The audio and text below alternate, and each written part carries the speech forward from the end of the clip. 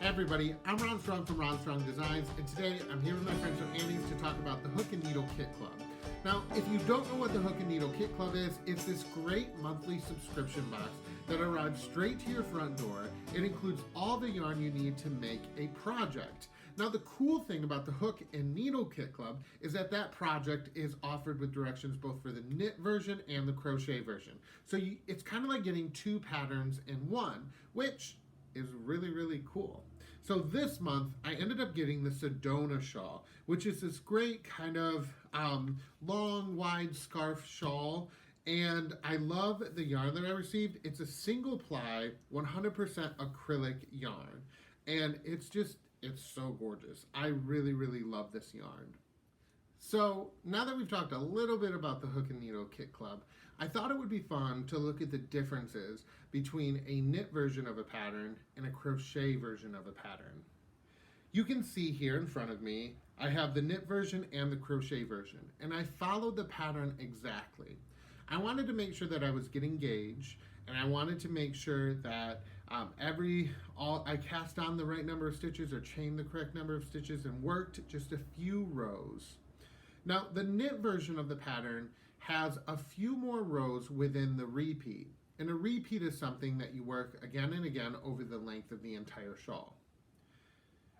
Because of those extra rows, we get this really cool texture of these garter stitch ridges that happen across the row.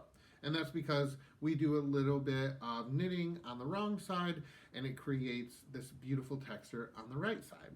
Now with the crochet version, it's a simple one row repeat. By that I just mean you repeat the same row again and again for the entire length of the shawl. I would say that if you're just getting started with crocheting shawls, this Sedona shawl is absolutely perfect. You only really need to know how to double crochet. The great thing about this pattern is that there are no increasing and there's no decreasing. You don't have to know any special increase or decrease stitches. You're just working double crochets, and that's how you get these peaks and valleys. Now, the one thing I love about crochet is that as you're working, you see the peaks and valleys form with every row. With knitting, it's a little bit tougher to see because all of the stitches are on our needles, and so that needle keeps everything even. But if we look at the bottom of our work, we can really see where those peaks and valleys happen. So let's talk about color changes. You'll notice that between these two samples, even though I started at different places on the skein of yarn, the crochet version has much more abrupt color changes. Whereas the knit version, the colors kind of slowly crest into one another. Why does that happen? Well, crochet uses up just a little bit more yarn than knitting does. And because we're using double crochet, it uses up way more yarn than a typical knit stitch would. Because of that, the knitting version is able to slowly kind of spread the yarn out over multiple rows, which gives you an easy gradient from one color to the next. Whereas crochet, it's a much more abrupt color shift. Now this can be seen on your actual pattern. This is the crochet version of the pattern, and you can see that the color changes are quite abrupt. Whereas if I flip it over, with the knit version, it's much more kind of transitional. It flows a little bit better. There are still obvious color changes that happen, but they don't happen too abruptly. So now that we've talked about the differences between the two patterns, let's talk a little bit about how to finish these patterns up and some advice that I would give you. Now this is a shawl, and it's a lacier shawl, which means that typically you would need to block this. Now blocking is the process of setting your stitches. That can happen whether you're just washing it in the washer and throwing it in the dryer if the yarn recommends that, such as in an Afghan. But in a delicate shawl like this, it's most recommended that you hand wash. To hand wash and block a shawl that's like this, I would soak it in a bin of water with a little bit of dish detergent, just that regular old blue liquid, and use about a teaspoon for a gallon or two of water. You don't want it too sudsy, but you want a little bit of suds. Let it soak for about 20 to 30 minutes. Then pull it out. Don't wring it at this point, but you will want to make sure that you get as much water as you can. So I always say, squeeze, don't wring. Squeeze your work until all of the water comes out. You can even roll it up in a towel, and that'll make sure that a lot of the excess liquid comes out. Then you're just going to want to lay it flat. For the knit version, you can pin it, place pins at every 1 to 2 inches, and kind of help that lacy pattern open up and spread out. Now here's where it gets a little bit interesting. Because this is acrylic, if you pin it, it's not going to stay like that. It's going to bounce back into place. So you're going to want to do something called killing the acrylic. Now killing acrylic is a really